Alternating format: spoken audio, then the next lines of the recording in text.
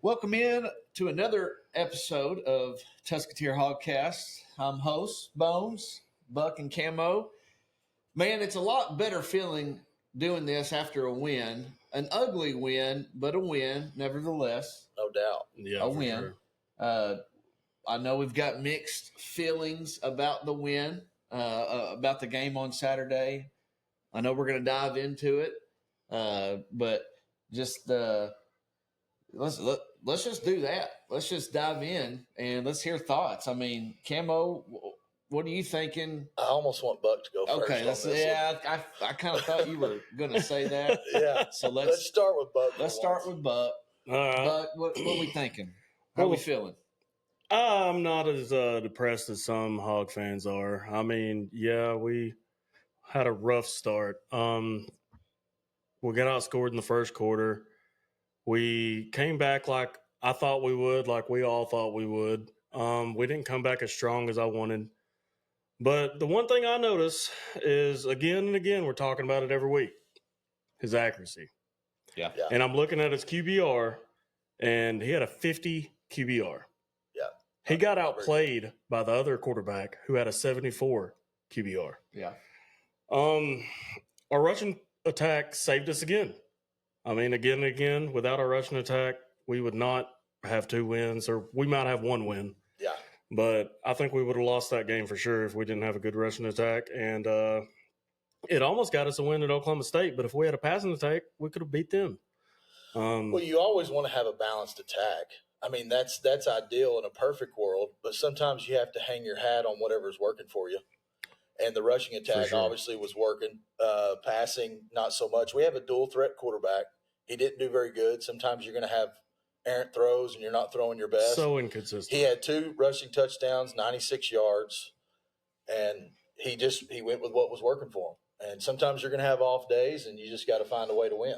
Yeah, I mean, that is a big talk is his accuracy, but like I've heard a lot since the game is we knew what we were getting. We knew he lost his starting job last year at Boise State and came back because of an injury.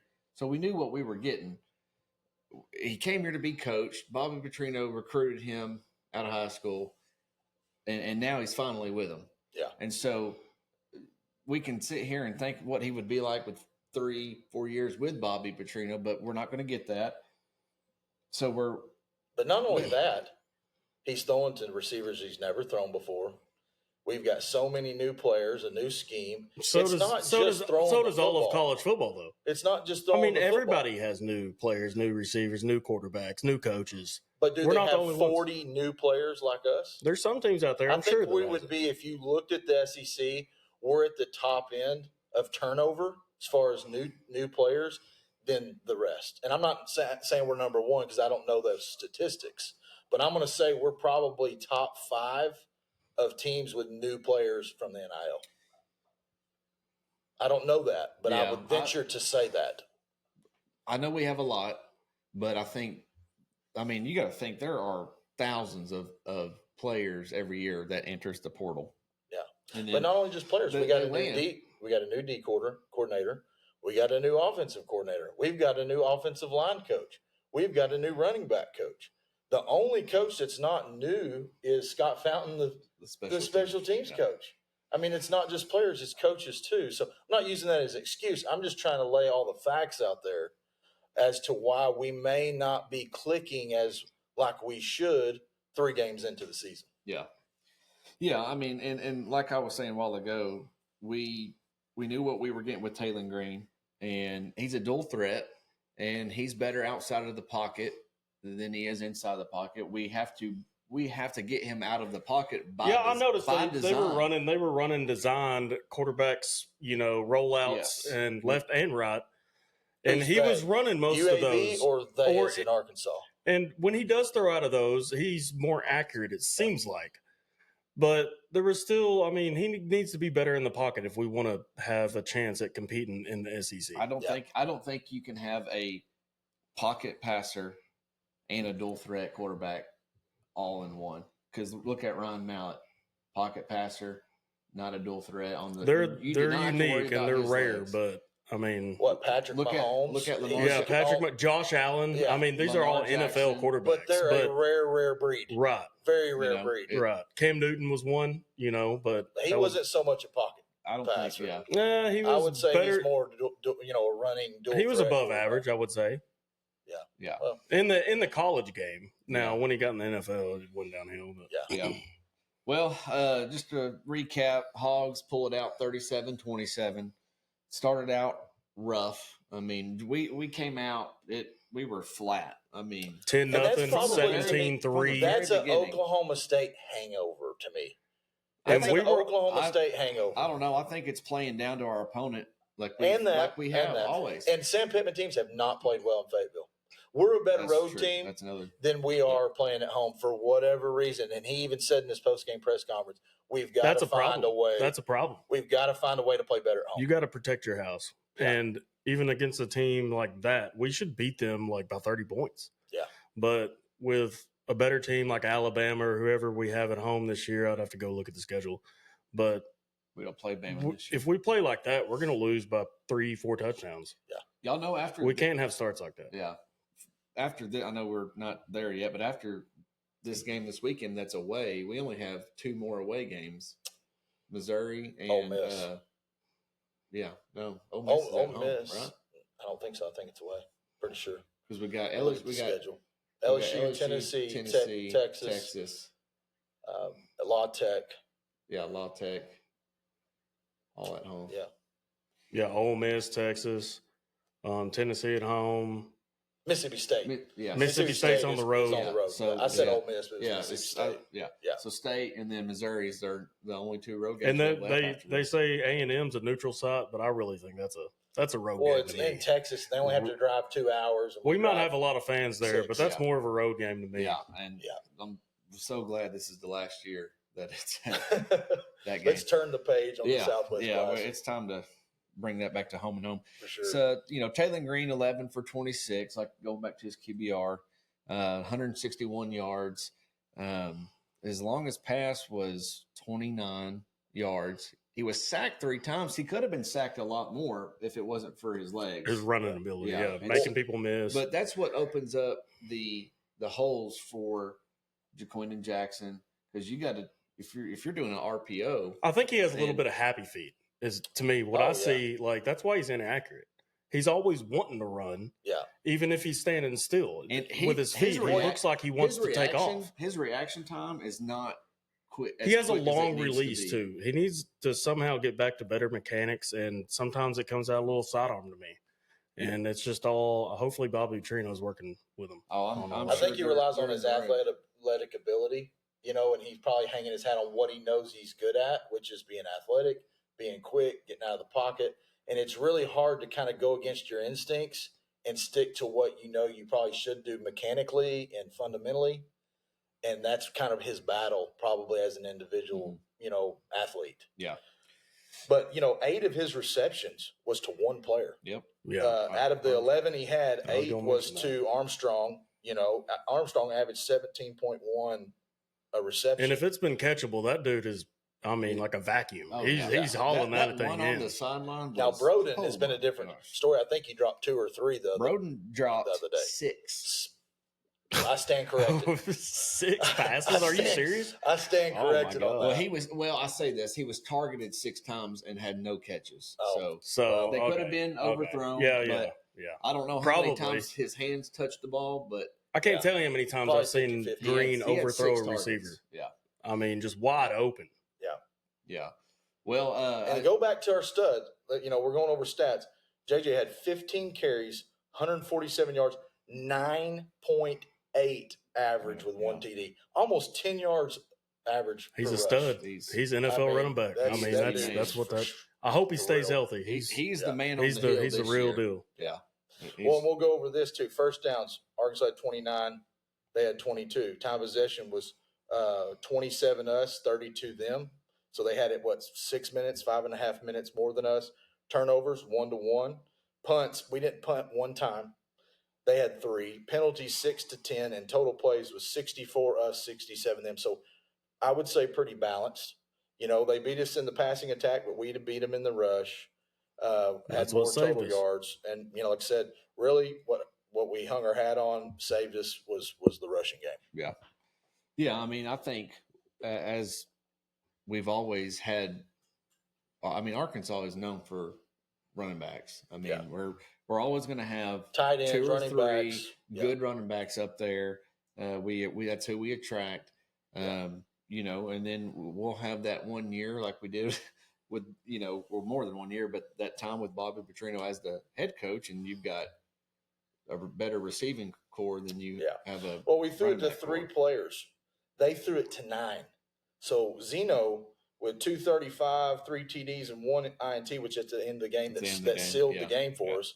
So really, I don't even count that because he was pressing to try to get him in the end zone.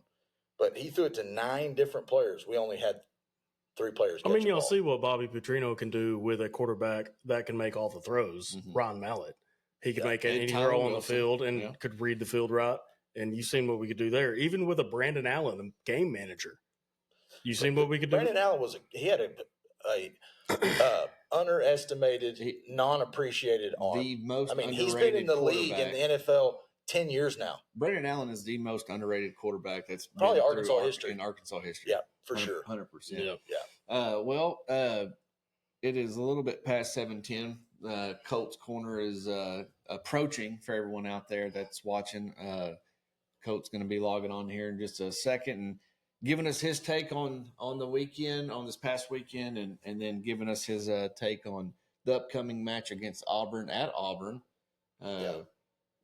Boy, I hope it's been a tough one there. Of course, we'll get into that. Don't play the best at Auburn for sure. We've had some disappointing games, but we've also had some really good games. We've had some good games. We mentioned in our first, episode as far as the breakdown of the 4-season review of the game with Bo Nix throwing it behind him. That was obviously a bummer. But I remember a time where Brandon Allen beat Auburn at Fayetteville. That was a pretty good game. Mm-hmm. The game that Tyler Wilson come in for Mallett when Mallett got sacked and got hurt and he was out of the game. Then Tyler come in and lit it up. Now, we lost that game. But it almost felt like a win. A moral win, a major moral win, because we knew we had such a great backup quarterback. Those Razorbacks have a lot of moral wins. All right. Well, we got Colt on now. Colt, what's going on? Oh, just another Tuesday. Another beautiful Tuesday. I know last time, 2 weeks ago when you were on our mics, you said turn them up. Can you hear us good? Do we need to turn them up? Oh, yeah, they're good, man. Okay, we're Last good. week was perfect. Perfect. Well, Colt, welcome on. Arkansas wins 37-27.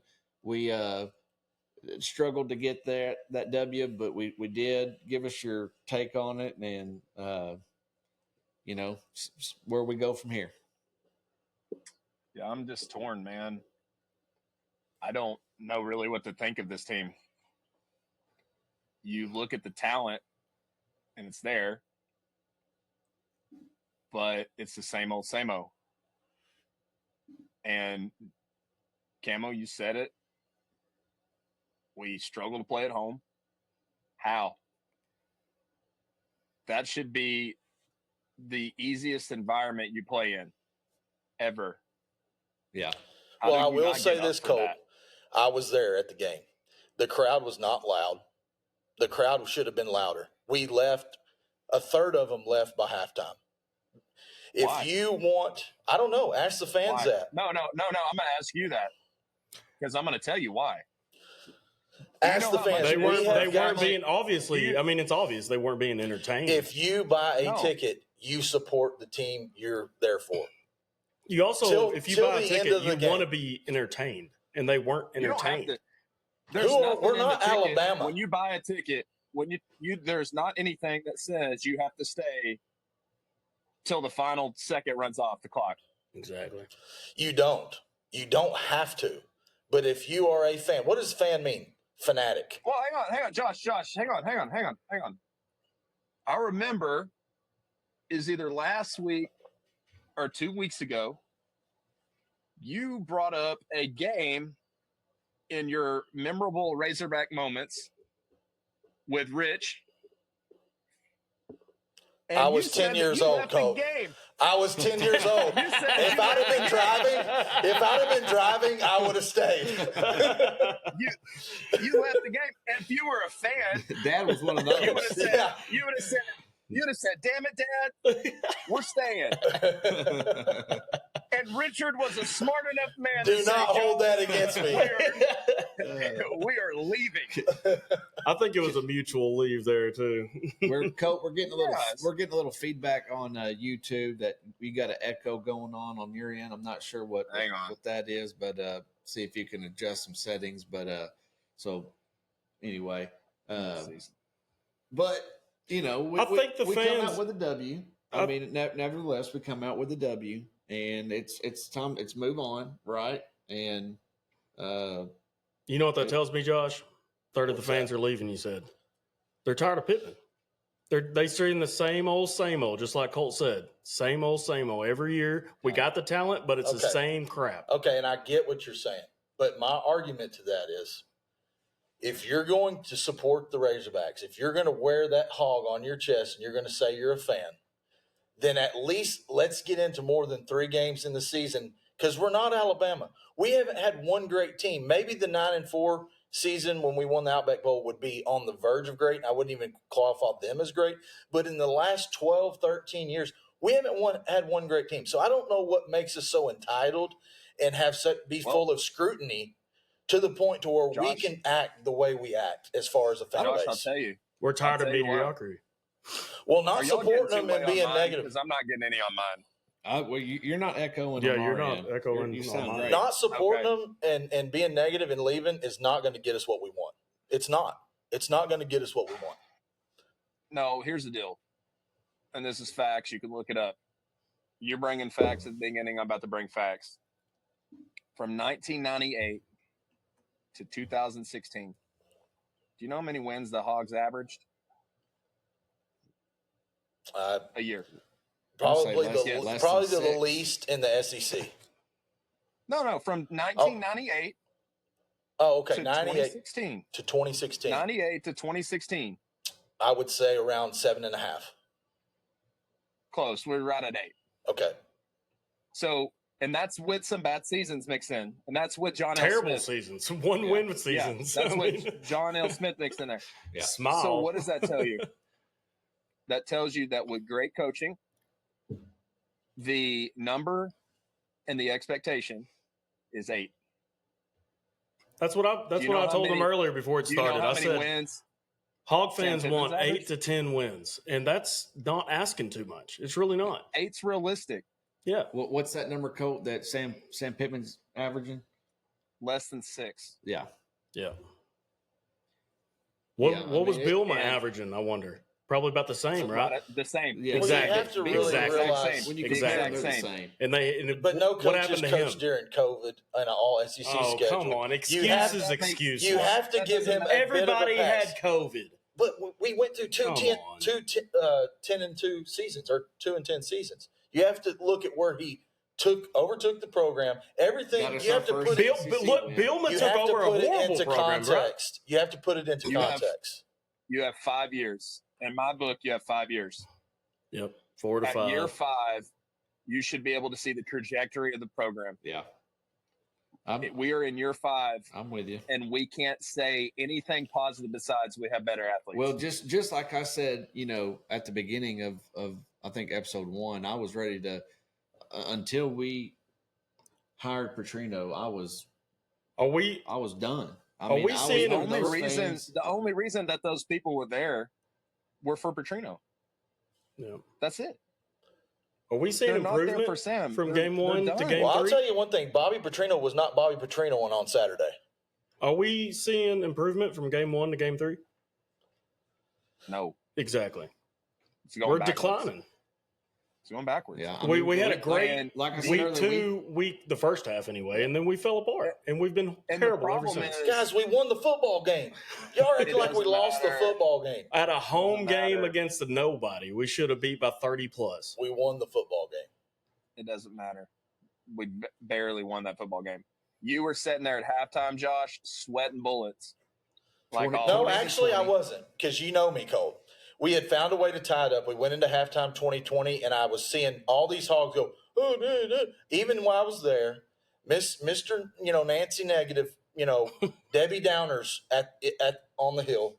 And I told them, I said, when we come out and we score 3 touchdowns in a row and we're up 21 points, now that didn't happen. But I thought that we were very capable of coming out, getting an ass chewing at halftime, and getting our crap together and scoring 3 touchdowns. And then what is everybody saying? They left early, they're on Dixon Street, and they're bummed out, and then we end up winning by 2 or 3 touchdowns. Nobody was bummed You're out. saying Bobby Petrino ain't Bobby Petrino, but I'm seeing Not that wide game. open receivers that Green is absolutely missing. He I mean, missed by a 2 lot, or 3 feet. Green They don't even have a missed a lot. chance. I don't think he was It's- dialing it up like he could be or should have been. The problem is, and this is what I'm telling you guys. Should have ran a football more. Yeah, Well, got to. that's our But only here's good the part. deal. Do you know how much it is for a family of 4 to go to the Razorback game? It's $400 or more. At least And that's more. that don't Probably even To include. set Probably 6 to plus. set up top. Do you know how much it is just to set in the second tier? It's $1,000. Yeah, You're talking food, $15 drinks, for tickets. nachos. Yeah. Yeah. That's just that. And then you have an athletic director saying that he wants average people, the average working American, That's what upset me, to Colt, pay too. $500 to pay $100 a month. Yeah. Yeah. He wants And did you- 10,000 families. Did you guys he said. Did you guys look at the perks? Yeah, I Of did. NIL I did. Edge? I did go on the Oh, Edge guys, last night and look at Don't worry, what you get. you're getting 10% off at Wright's Barbecue. Yeah, Are you kidding me? Get out of here. 10% off at Rice Barbecue. You get a That's their couple top tier. koozies and a T-shirt that say Edge. The problem is, Yeah, and if you And then you don't know where the money's $250 gets going. you we don't know where the Great money's sessions. going. We don't know who's in charge of the money. Well, here we go. Who's in charge of the money? We've talked, as far as all the rest of the people on the radio today, Well, let's it's been nothing but let's not- NIL. Let's Yeah, not- it's been hang on, nothing hang but on, NIL. let's not- I don't- We're dominant. let's not- People can spend their money. No, here's my deal. People can spend their money as they wish. Go Some ahead and dive people, into it. some people are going to choose to buy a ticket and buy apparel, and that be it. Some families, yes, could they give more? Are they driving an $90,000 truck, got a $500,000 house, and they haven't gave a dime? Those families, yes, they need to give more because they can afford it. But I don't think that the university or your check is asking families to pay for NIL stuff or give money to the university over paying for their family. But the families that can, the folks that can, the business owners that can, they're going to obviously expect more out of them. Ole Miss has 5,000 in their collective. Yeah. We have 1,000. Apparently. And they're Why? supporting 2 schools. They've got Mississippi State and Ole Miss. Yeah. No one cares We're about Mississippi Arkansas State and except only have people in one major Starkville. university. So I But get you what know he's how saying it's there. easy to get 5,000 households. They're a top 5 team in the country. Winning The games coach, would solve a lot. That's what I I've will said. Like, if we agree. had a better head coach, a more enticing, exciting head coach, maybe we would have more fans that would be willing to Well, give. and I knew Arkansas fans. I've dealt with it my whole life. When Pittman went 9-4, I knew our crazy butts was going to expect 10 wins the next year and 11 the next.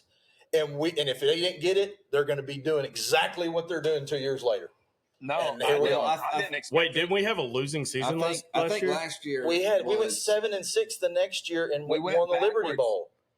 backwards. Yeah, we've gone Oh, backwards the since Liberty then. Bowl. And that game, KJ didn't play 3 games. He got hurt in 2022. Let's go freeze our ass off in Memphis. The coldest game I've ever been to in 08, Oh, Yeah. for sure. Liberty Doesn't- Bowl guys. versus ECU. ECU. Yeah. Alex Tejada kicked the Yeah, winning yeah. field goal. Well, Colt, I know we've spent a lot of time on NIL. Give us your thoughts on the game this weekend, your score predictions, and can we go into Auburn and come out with the W? You think? Yeah, I think the positive is we play better on the road. Auburn is not very good this year. So I think we're going to win. I'm going to go 31-21. 31-21. I like it. I'm going to go 31-21. And that's just me saying, I hope. But I'm not going to be shocked if we lose that game. But here's the deal. If you lose that game, you better win against A&M next week. You lose that game, I think it's done. It's already bad after a win. The next two games, it's already bad after a win. If we lose both these next two games, if we drop Pittman Auburn is not only hot seed, but it's a lava seed. He's gone. If we drop Auburn this week and A&M next week, he's done. He will be fired. MGM. Mark the tape. Mark the tape. You think so? MGM already has. I don't think so. He will. He'll be I fired. don't think he will, but he should. He will not be fired until the end of the year if he's fired at all. No, if he loses Auburn and A&M, he's done. Yeah, he's gone. He's done. I think your team will wait to the end of the year. No, he's done because he can't. No. He can't wait to the end of the year. I mean, he's done. There'll be a lot of Razorback fans like me. How we were last year, how every fan was last year, almost every fan, and like me, was ready to vacate the stadium. That's what's going to happen. I stopped watching the games last year. If we drop these two games, that's what's going to happen. And what saved us, it saved me, was Bobby Petrino. That's what's going to happen. I'm telling you, because he hasn't shied away from the disappointment. He showed up at the touchdown club. He wore the same tie, which I think was by design. He took it off. He said, I wore the same time last year, and I'll be damned if I go through another season like I did last year. So he was basically in a play on words or kind of a backhanded comment of saying, we're going to be better this year. I promise you, stay with us. Don't write us off after 1 or 2, 3 games, and we're going to be better, and let us prove it to you. And I think he believes that. He believed it when he said it at the touchdown club. And let's just, as Arkansas fans, let's let this play out. Let's go 4-1 after these next 2 games, because I already called that. I've got it on my list. I said it episode 1. Let's go 4-1, and we're going to be saying a whole lot different stuff in a couple weeks. I hope you're right. I don't think y'all hope I'm right. I think y'all want Pittman fired tomorrow. No, I want you to be right, but I just don't believe that. There ain't no way we're winning both those games. Yeah, the misconception is everybody wants him fired, and that's not the case. We want him to do good. There's just this thing called the writing on the wall, and we're not going to. Yeah.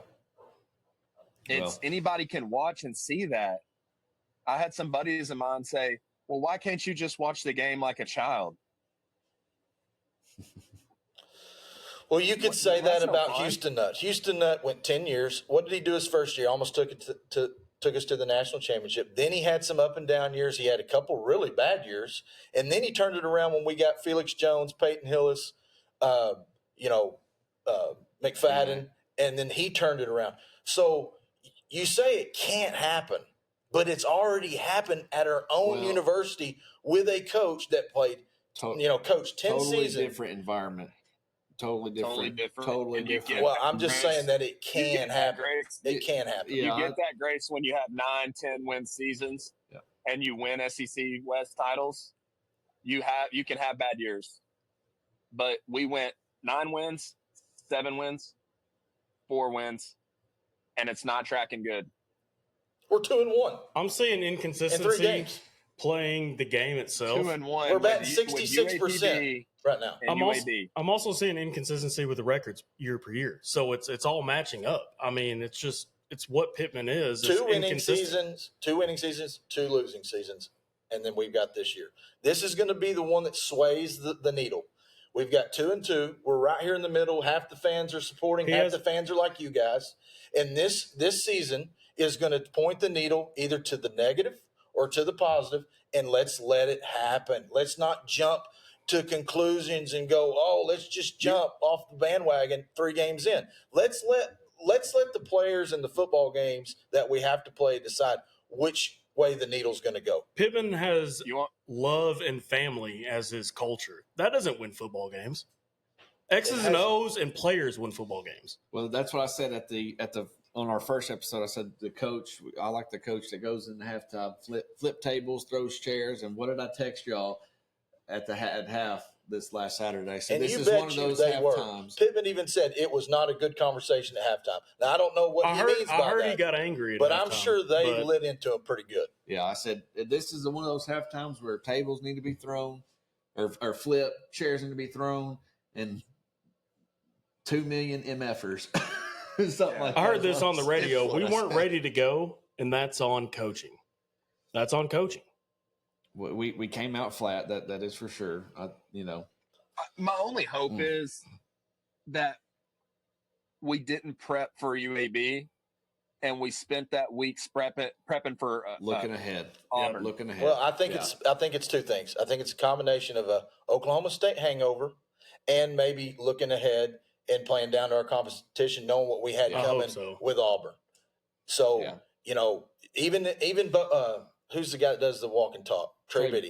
Trey Biddy said in his walk and talk that he even sensed us starting slow because he was asking the players about UAB and what they had to bring, and he said there really wasn't detailed. So they may have not prepped as much as they should have, and that may be something I don't think they did. Yeah, I don't think they did really either. Not as much as UAB did against us, but you got to look at it from UAB's perspective.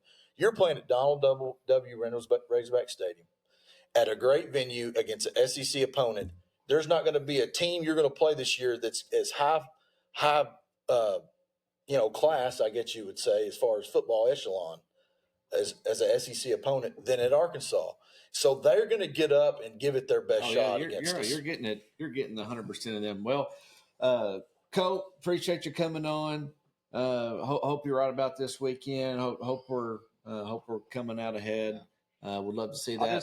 At least we're not Florida, and at least we're not So FSU. Cole, what was your score again? 31-21? Yeah. 31-21 is my score. And I'll say this. I do believe that if we lose these next two, he gets the Tennessee game. But once the Tennessee game's done, if we lose that one, he's gone because we have too many home games left. Point. Yeah. And you need that revenue. That's just what it is. I feel real confident what I said earlier. That's true. But I hope I'm wrong. I don't want them gone. Yeah, I do like them. I want to win games, obviously. A new coach would spark our fan base and get them in the stands. We'll be 4-1 in 2 weeks. I hope you're right. I want him to do it so bad because I want to eat crow. Oh, I'm going to feed it to you with a wooden spoon. I want us to be on here and saying you were on to something. What's that? I said in 3 weeks, I want to be sitting here and saying you were on to something. I hope you. But I remember when Josh was saying the same thing about Mike Anderson. and you proved me wrong. You proved me wrong with us. Right. Hey, we can be wrong. That's right. We can be right. All right, Colt. Well, see you boys. Appreciate it. Yeah. Another edition of Colt's Corner there. Always love having him on here. Well, let's move it along. That took a little bit longer. We got another edition of Woo-Pig-Q'ies coming on. Don't look at my screen. Both of y'all look the other way. I better not see you over there cheating. Well, I've got to be able to read this thing, dude. No, I'm talking. You got little font. I couldn't see it from here. Anyway, of course, I'm the I've got big font. No, you got small font. Right, so I'm not going to see that anyway. Yeah, Is it froze? Yeah, it's froze. He'll drop off in a second. All right, let's cue the music up. I'll try to get this where it's louder this week. That's too loud for me. Just turn your thing down. Yeah. All right. I kept it all football related this week. Good. What did you do? I didn't do anything. What is that? What did you do? What'd you do? That's a new version of our trivia. Can y'all hear me? Yeah. Boy. Week 4, and we don't know what we're doing. All right. Question 1. Who is the only NFL team that doesn't have a 4,000-yard passer as a quarterback? Turn that down. I can't hear you. I know. I can't hear it, dude. We're just sorry. We got cool music, but if you can't hear it, sorry. You should be here. Come watch us live in person. We'll set up some stands. Yeah, we got seating out here, and y'all can give us a beer whenever we want. All right, question 1. Who is the only NFL team that doesn't have a 4,000-yard passer? Is it A, Packers, B, Bears, C, Lions, or D, the Browns? A 4,000-yard? A 4,000-yard passer. There's Browns. one team in the NFL. Say the teams again. Packers, Bears, Lions, or Browns? I'm going to say the Bears. I want to say the Bears, too. You didn't give an answer. Okay. I'll go with the Browns. It is B, the Bears. I knew it. So Josh is up 1. All right, question 2. They just benched the quarterback too. Yeah, Bryson. that was the most atrocious game the other night. Yeah. All right, anyway. Question 2. Since the creation of the AFC, NFC, North, South, East, West divisions, what division has had every team finish last and appear in at least one Super Bowl? Not obviously not in the same year. Let me read that again. Finish last in the division? Yes. Okay. And also at other times appeared in the Super Bowl. Since the creation of divisions, what division has had every team finish last and appeared in at least one Super Bowl? Is it the AFC East, AFC North, the NFC South, or the NFC West? I'm going to say the NFC South. I was going to say the NFC West. West? Yeah. It is indeed the NFC South with the Carolina Saints, Bucks, and and Falcons. Panthers. I kind of feel like I knew that for some Josh reason. is 2 for 2. All right. All right. Question 3. Quit looking at my screen, Buck. Until 2023. I've got too wrong and you say for me to quit looking. I just felt I felt you struggling. So I'm cheating. Man. You're cheating. Oh, come on now. All right. Until last year, 2023, who is the only team to not beat the Philadelphia Eagles? Until 2023, who is the only team to not beat the Eagles? Is it the Jets, the Browns, the Rams, or the Seahawks? I'm going to say the Seahawks, D. Jets. It is indeed the Jets, as they won on October 15th last year, 20-14. I just know the Jets suck. First time in franchise history. The Jets suck, and that's what I went with. My coworker, he's not listening, and I doubt he'll ever see this, but he's a Jets fan. Oh, I'm sorry. Terrible. Did he give you that question? No, I came up with these while ago. All right. Yeah, you did. I was sitting here. We almost plotted against you. I was like, I wanted to give you all the answers. Oh, you should have told him. We're going to do it eventually. Because you were late. I would have got 5-5. Yeah. All right. Now, question 4. In the BCS era of college football, what team holds the record for scoring the most points within 6 minutes? Is it Utah State, USC Trojans, Louisville Cardinals, or the Arkansas Razorbacks? I feel like this is a setup question. In the BCS era, if it's the Arkansas Razorbacks, what team holds the record for scoring the most points within a 6-minute period? There's no way it's the Razorbacks. Utah State, USC Trojans, Louisville Cardinals, or the Arkansas Razorbacks? I'm going to say probably Utah State had one or two. USC had some really high USC. That's what I was thinking. But I'm going to go with the Louisville Cardinals. You know what? Woo-Pig. I'm going Arkansas. Well, unfortunately, both of you are wrong. Oh. It is the Utah State. Oh, wow. It's the one we didn't even say. And I'll give here's a bonus. Here's a bonus. Do you know how many points they scored within those 6 minutes? Let's say 35. 38.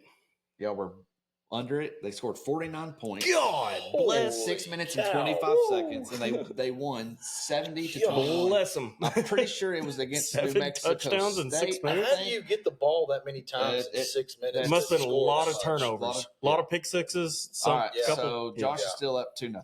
All right. No, 2-1. 2-1. Yeah, I was about to say, trying to cheat me over here. You got the Jets. I got a burp. Sorry. Gross. All right. That's 2 weeks in a row. I know. Question 5. Who has the most 100-yard rushing games as a Razorback?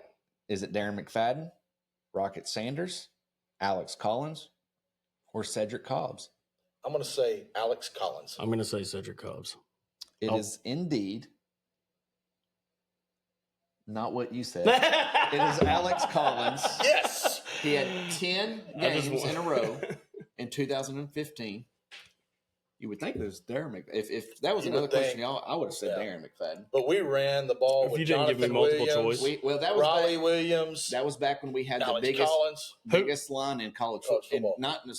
Football. Not in football, period. Even NFL, because who was our O-line coach? Sam Pittman. And we had an O-line coach for that's where he needs to go back to if he that's right. continues coaching. All right. Another edition of Woo-Pig-Q'ies. That's always fun. Moving on to let's just talk about the elephant in the room, as that what we all were referring to earlier is NIL. We heard at the Touchdown Club, 100-year check saying, we've got 1,000 in our collective, opposed to Ole Miss's 5,000. So I just wonder this, and we need more money. He said Ole Miss has 5,000 in their collective, right? Does he know what Alabama, Georgia, what do those programs have?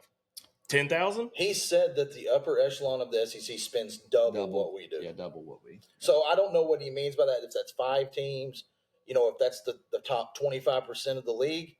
But obviously there's some teams doing really, quite a bit more. I thought it was comical when he said it's not Sam Pittman's problem. And then he took a pause and was like, it is his problem. It is his problem kind of thing. And it is. It's his problem to deal with. But he can't solve that problem. He's not the one to solve it. He has so many variables. He has to deal the hand to rely he on in order for him to be able to solve that problem. Yeah. And it's got to be a collective of the fans.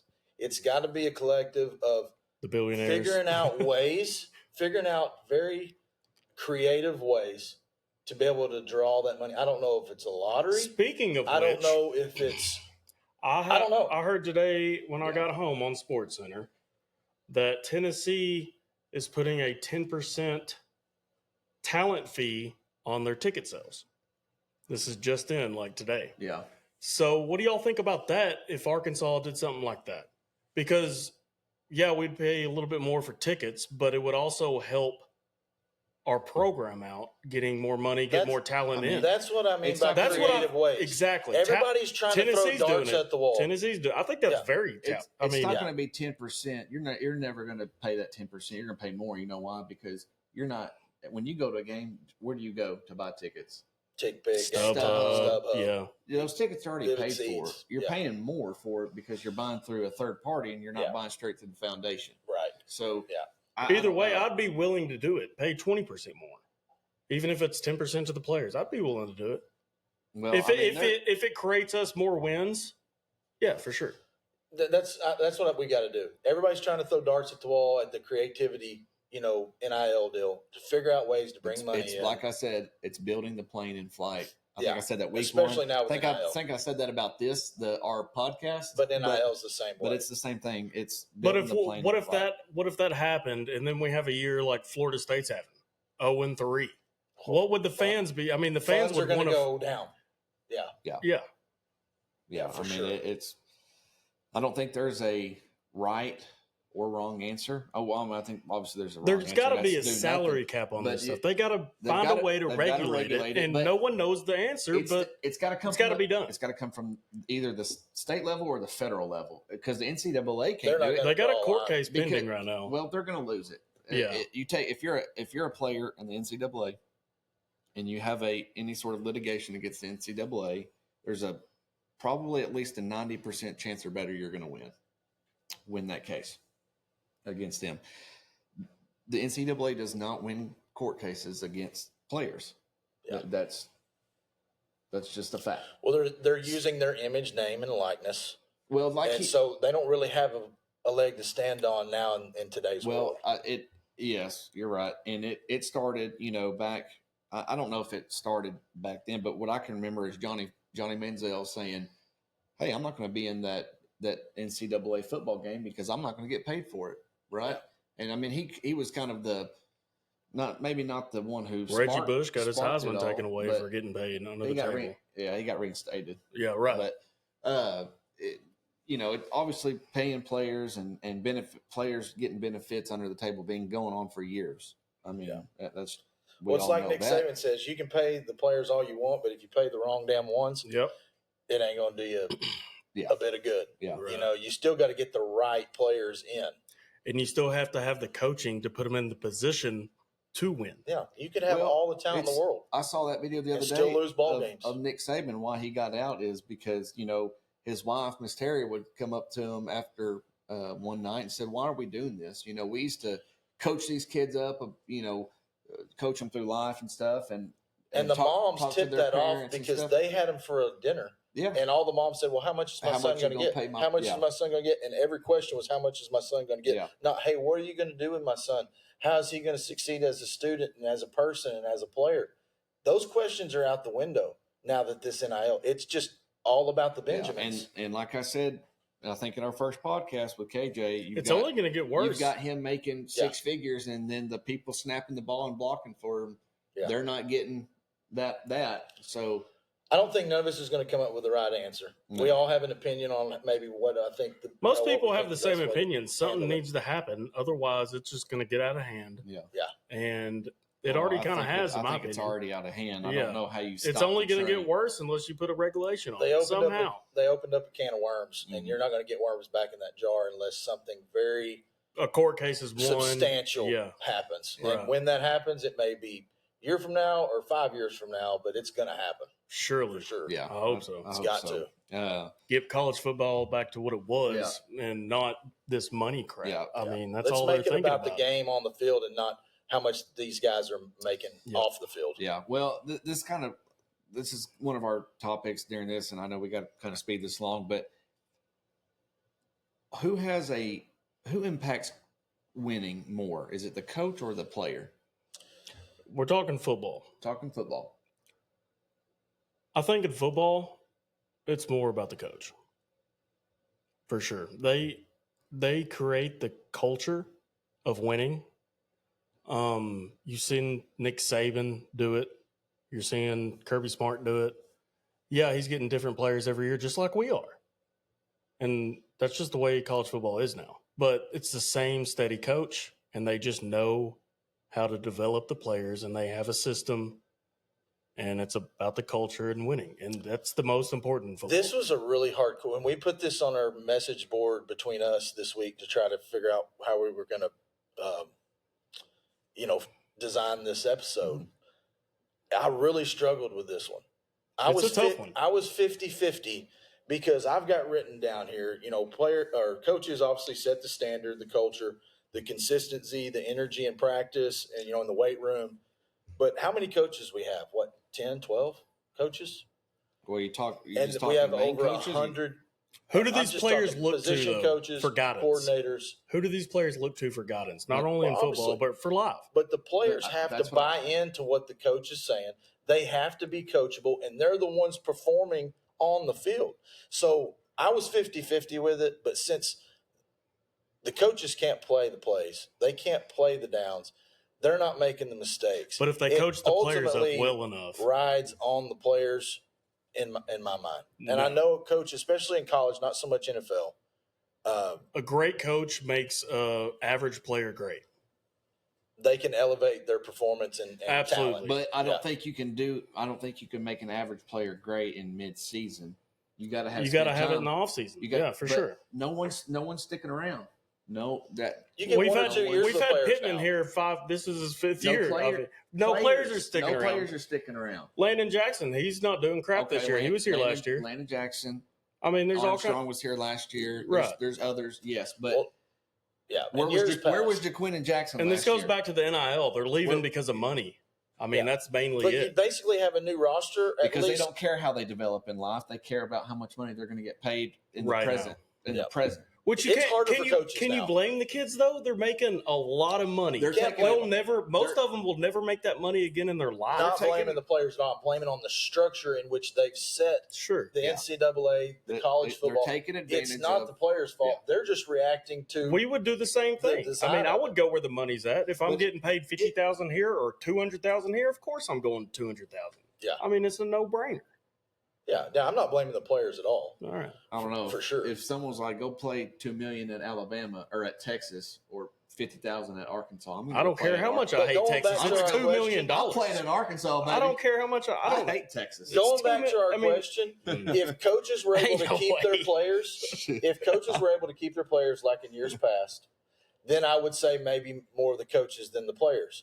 But now that the players are leaving.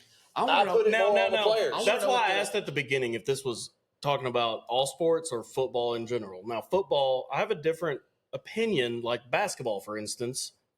One player can make a head coach look great. It's more of a player's game. But football, you got to have coaching. It's more of a team game. Yeah, ultimate team game. In the same way in baseball. I don't think it's all about coaching. No. Coaching has a little bit to do with it, but you got to have a great pitcher or a couple great pitchers, or you're not going to be good. Yeah. Dave Van Horn may get us a few more wins a year just by the moves he makes and how he, pinch hits and how he designs, steals and all that. But the players are going to have to hit. There's really one main player on football that you need great to be a good football team. It's a quarterback. Yeah. I mean, if you don't have a good quarterback, you're never going to be good, right? So that's really the only player that I think really, really matters to make a great football team. Yeah. Very few NFL teams that didn't have a good quarterback. I mean, Rex Grossman with the Bears, they had a great defense, probably one of the greatest defense. They made the Super Bowl. Peyton Manning ended up beating the Bears in the Super Bowl. But there's a few teams that may have made it far with a bad quarterback, but not very many. But what wins championships in football, especially? Defense. And what creates defense? Coaching, culture, and that's just it. Well, we could spend hours and hours and hours talking about NIL and what to do and what not to do. Real quick before we jump into Week 4 preview with Arkansas and Auburn, who is your favorite professional hog in all? I guess let's just current hog. Let's current hog. Yeah, current hog in professional sports right now. I kind of wrote down NFL. I've got Dre Greenlaw. Okay. Are we doing current? Yeah, current favorite hog. I had the same one. Yeah, I've got Dre Greenlaw. I'll just say Cam Little. He's played 3 games. Exactly. There isn't very many to choose from currently. There's 23 NFL players. But how many are playing? I mean, exactly. I don't know, probably half those. Not less than there's that. 8 MLB Pro Hogs, and there's 11 NBA Pro Hogs. My favorite NBA Pro Hog is Bobby Portis. In MLB, I'd probably say James McCann. Not Nick Smith? For, what is it? The Mets. It wasn't Nick Smith Jr., your favorite Razorback? Definitely not. Definitely not. Yeah, well, Dre Greenlaw was up there on mine. I didn't look at any other sports. I just did my favorite in each. Yeah, MLB, I'm going to go Benintendi because I put him on my Mount Rushmore, so I'll go Benintendi. But of course, I like Burks, and he's not able to stay healthy like we were talking about earlier. But I mean, Frank Ragnow, Dan Skipper. Yeah, that's who I was going to say. I mean, he's a lineman, doesn't get a lot of hype, but he's always been a great hog. Yeah, was it last year they ran that play and Skipper caught the touchdown and then they got called back? Dan Skipper. Yeah. The dirty. He's 6'10". That's Dan Skipper, 6'10". Yeah. Oh yeah, he's huge. All right. Well, let's moving into Week 4, Hogs versus the Tigers or Eagles or whatever the hell they are. I'm nervous. How about y'all? I didn't know that you could have multiple mascots. We talked about it earlier. I mean, it really is going to define Pittman's whether he's fired or not. I mean, this game and the next game is really determining that. It'll point the needle one way or another. Yeah, for sure. We've got Wes on YouTube saying 28-17 Hogs take the W. Wes, hope you're right. Baby Wes. Like me and you were talking about, we want to pick the Hogs to win, but at the beginning, our first episode, when we were giving our predictions, I think you had an L.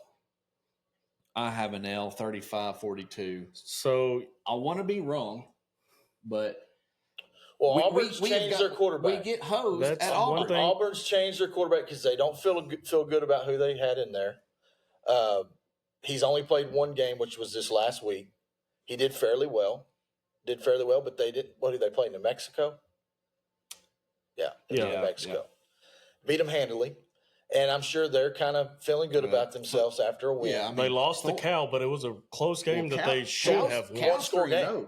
Cal's 3-0. Right. They had 4 turnovers against Cal. Too. Right. Yeah. Like I said, they should have won that game. Yeah. Well, in the game last week, kind of like us in Oklahoma State. Guess how many times Auburn fumbled the football last week against New Mexico? Yes. I have no idea. 9. They fumbled the ball 9 times. And didn't lose. How many did they lose? Lost 5. Really? Still won that. Still won the game. I did not look up that stat. Yep. What I'm seeing, what jumps out to me is their time of possession.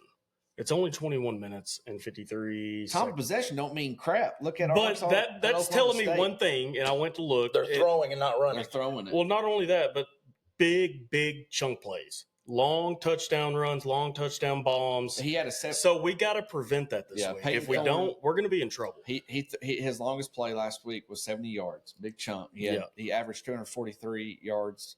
He's averaging 243. They're averaging less time of possession than their opponents. Here's but my they're 3 2-1. keys. Here's my 3 keys. I wrote these down. Number 1, we got to do something we haven't done yet all year, and that's pressure the quarterback. We have got to Landon gear Jackson up has our to come. defensive line. We have to do that. Last week, we had 15 carries with JJ, who's our workhorse. Now, 147 yards. He's got to have more carries this game. You've got to run the football more. We got to go with what We've got to hang our hat running the ball. We've done so well at it all year. And then I think what that'll do is that's going to suck them in to stop play the run. action. Play action, and then we can hit some bigger plays. We got to have that. So run the football heavy early, and then maybe we can open up the passing game kind of the middle of the game towards the end. And number 3, I've got game, and that stands for great attitude, maximum effort. We didn't play with that against UAB. We come out flat. We come out not executing.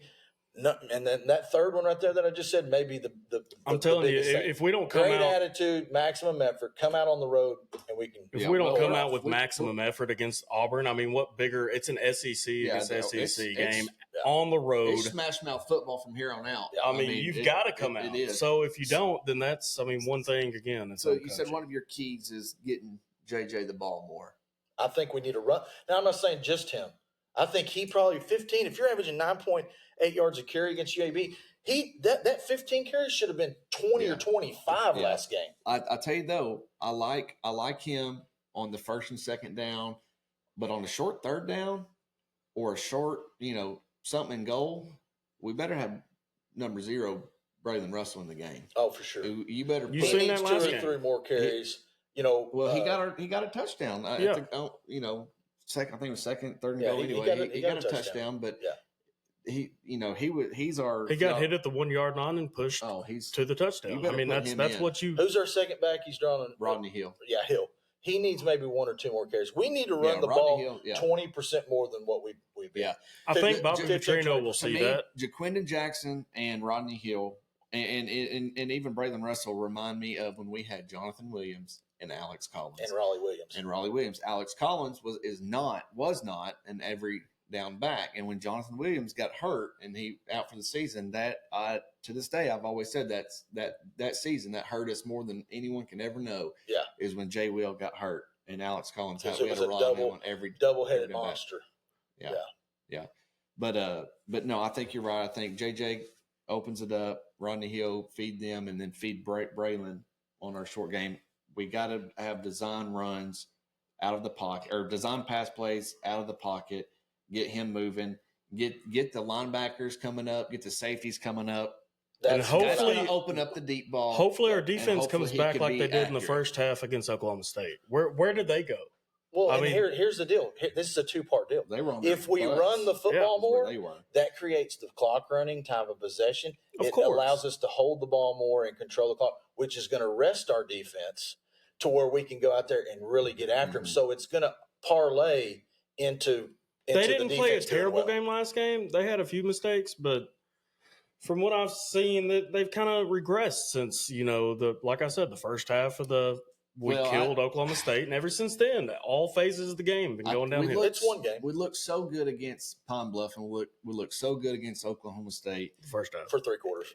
First half. Yeah. And then we come out, we're flat-footed. We're playing down to our opponent. I think it's a little bit of hangover, like you said, from Oklahoma State and looking past UAB for this game. And I hope that's exactly what it is, because we, in my opinion, I know we picked us and I had us an L, but I made that prediction before the season started. Yeah.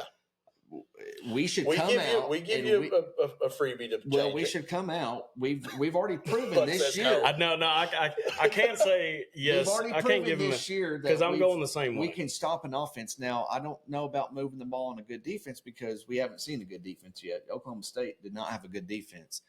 Yeah, but we've come out and proven we can stop a high-powered offense. We held one of the best running backs in the country to less than 60 yards rushing. I think we can do it. We ought to come out and smash someone in the mouth on defense, execute on offense, and we should really, this game, in my opinion, shouldn't be close. I think what's your final score? Well, like you said, I got to stick to my prediction because I said we're going to go 8-4. So I said 35-42. Auburn's going to win. What did you say, Bug? What was your prediction? Well, we didn't do scores, but my prediction on the first episode. Scores the game week. So now you can give a score. Right. Yeah. Well, that's what I wrote. That's what I'm saying. Yeah. So I had a loss, on our first episode. I'm thinking that we might win. My heart's saying we're going to win. My brain's saying we're going to win. I'm feeling a win this week. I love it.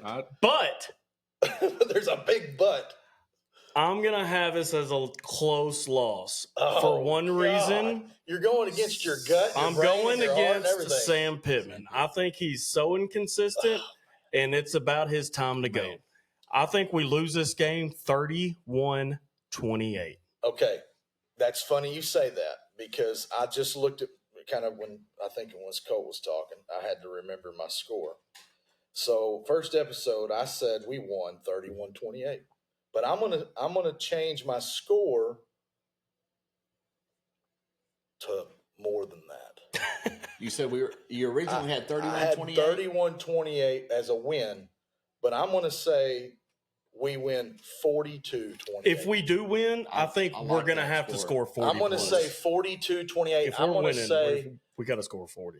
I think we're going to run the football all over them. They haven't seen a rushing attack like us. Not Cal, not Texas or Alabama A&M, who they played the first game, and not New Mexico. None of the three teams they have played have a JJ on their team and have a dual threat quarterback like we do. I really think we're going to come out hot on offense. We're going to come out firing, and our defense is going to come out showing some effort. Y'all just talked about how good Cal was in 3-0. No, I said they're not a bad team. Now they're not an SEC team. A couple weeks ago, you think we could beat Cal? I think we beat Cal. Well, you think we could beat anybody? We could beat anybody. But here's my now whether we do it or not is different. Here's my saving grace to that I think we can turn my L to a W. Is we haven't seen everything from Bobby Petrino. He is not. There's plays that we have not ran exactly that we're going to this week. Yep.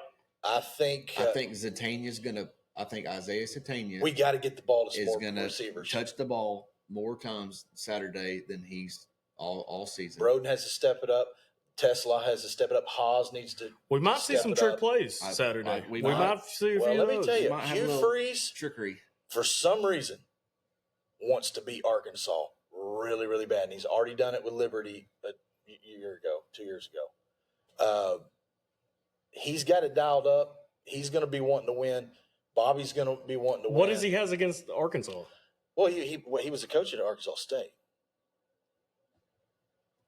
Hugh Freeze. Yeah. Sorry, I had a burp. So why does he hate Arkansas just because of that? I just think he has some sort of vendetta against us. That's just I don't know that to be a fact. That's what it seems like. But I really think know it to be a fact over here. That's just an opinion of mine. And I can say what I want. All right. I think Walker White. I don't think he has anything against us. There's some players on Auburn's team that's got some ties to Arkansas. Number one being their backup quarterback, Walker White. Played for Little Rock Christian. Never even heard of him. Played for Little Rock Christian. Walker White's great-grandfather, grandfather, uncle, and brother all played football at Arkansas.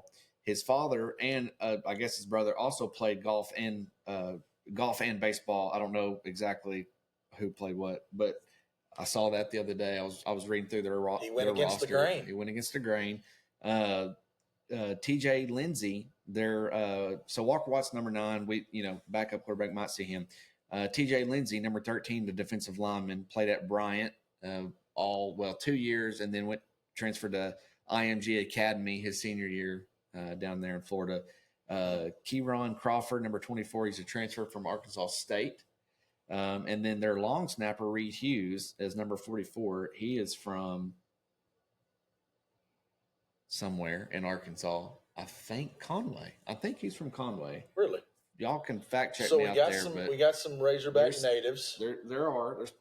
on the Tigers. But yeah, you know, I don't know how much any of them are going to play. I hope the biggest, I just hope if we can hold the biggest player on this list that plays the most is them Reed Hughes, the long snapper. if we That's who I hope sees most playing action on this list. A lot. They better be punting a lot.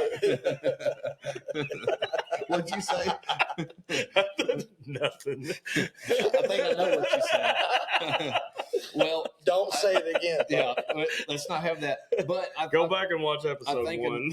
I think another thing that's going to hurt us is Addison Nichols, center. You know, went down early last week. Came out back on the sidelines in a boot or wrapped up, and then went back and came out and was fully dressed. Didn't know what was going on there. Yeah, he was heavily taped. He was heavily taped, and then Pittman in his presser yesterday said that he was better Monday than he was Thursday of last week. It was a previously known issue or injury from the week.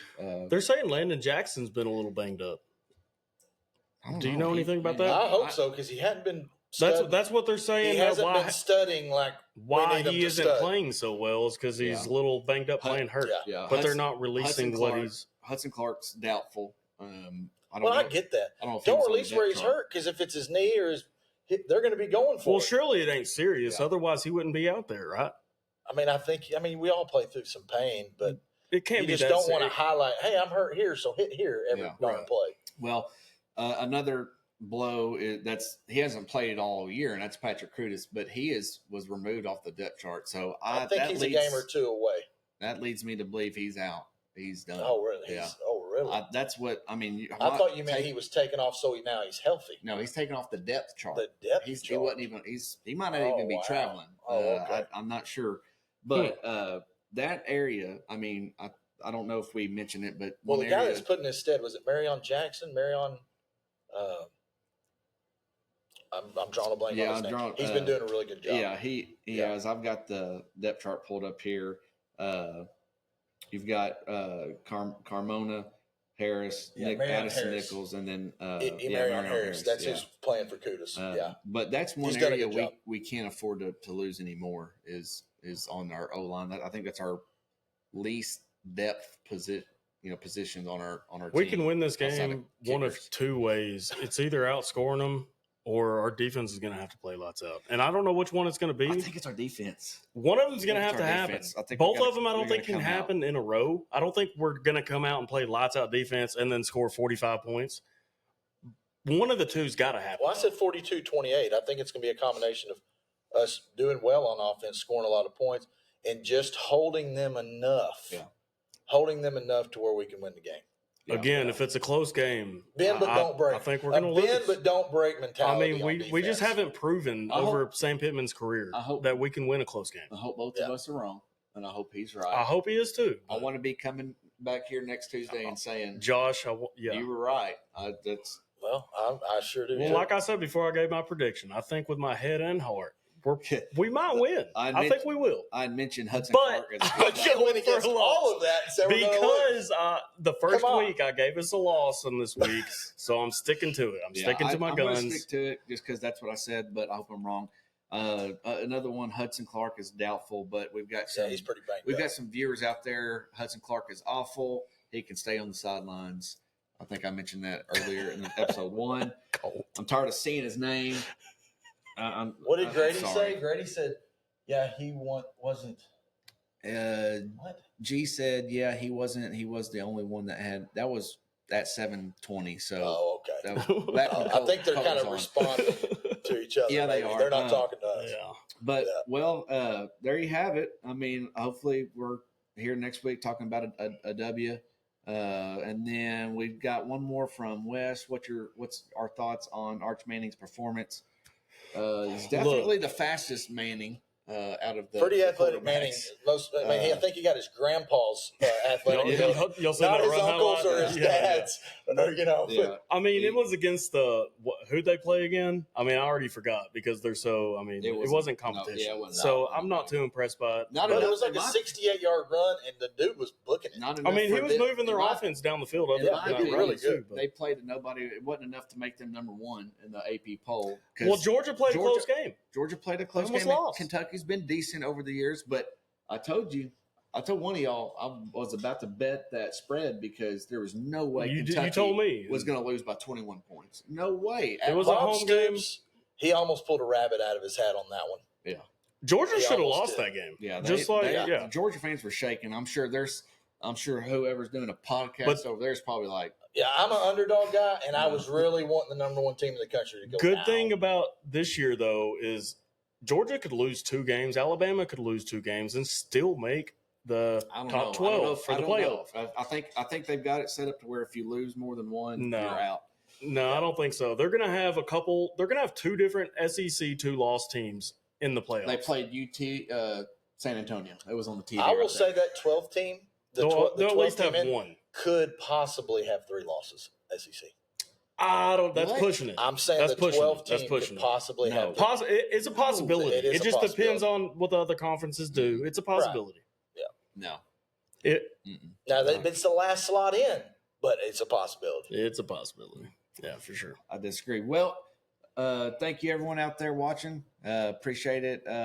Pack said, that's his. G said Kent State. I don't know what he was referring to.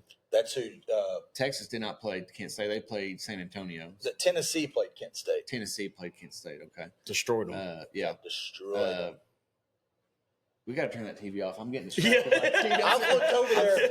We got SEC channel on right now and sitting here watching Texas. So the quarterback getting hurt. All right. So loss, win for the Hogs. There you have it. I hope the one is right on you, of course. For sure. And I hope you guys, you viewers and the people that watch this, watch the game, enjoy it with your family or whoever you're watching it with, and call them Hogs loud on Saturday. Game, so our class reunion is Saturday at 4 in Little Rock.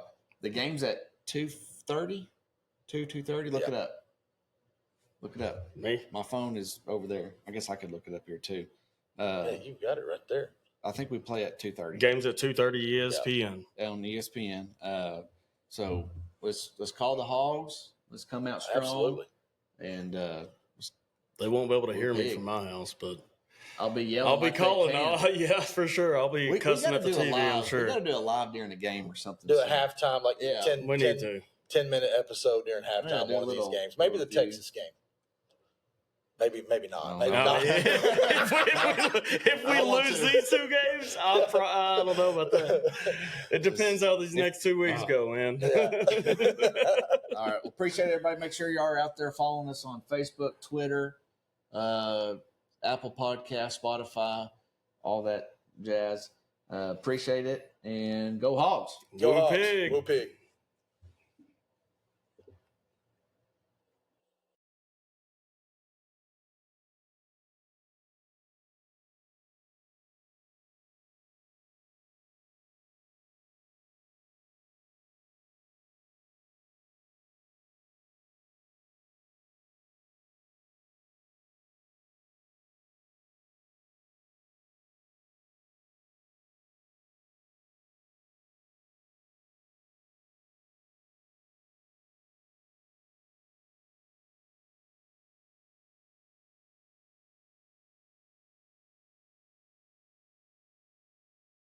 We're not real sure why it's still going, but it's still going, and we stopped it. So I'm not sure.